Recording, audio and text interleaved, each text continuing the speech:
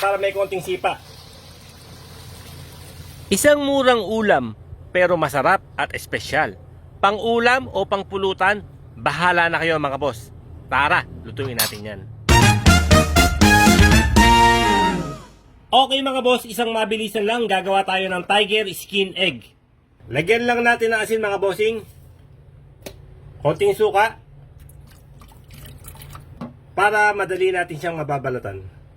Ilalaga lang muna natin yan mga bossing ng 10 minutes. Okay mga boss, unahin natin yung tokwa.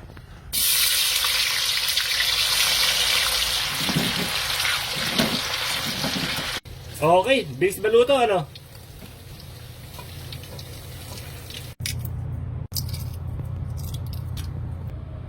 Okay, ito na yung nilagay itlog natin mga bossing. Isa lang na natin.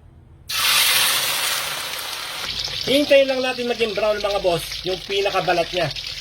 Haluin nyo lang ng haluin mga bossing para magpantay-pantay yung pagkakapilito niya. Okay mga boss, pag ganyan na yung itlog natin, pwede na natin ilagay yung tokwa.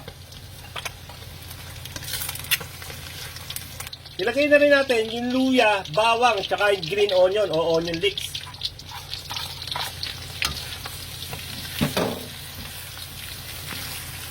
Ilagay natin ng dried chili mga boss para may konting sipa. Kung ano available yung sili dyan mga bossing, pwede. Lagyan natin ng toyo, oyster sauce, ketchup. Tutin na natin yung oyster sauce. Sayang naman, wala naman paglalagyan. Haluin muna natin. Soft drinks mga boss, kahit anong soft drinks pwede. At syempre, ang ating kapangyarihan is Skyflakes.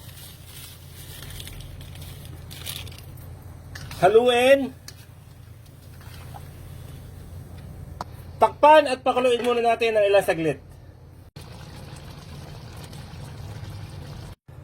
Okay mga boss, ito na ang ating tiger skin egg. Yun no. Tsura pa lang, napakasarap na mga bossing. Pulutan, ulam, bahala ka na.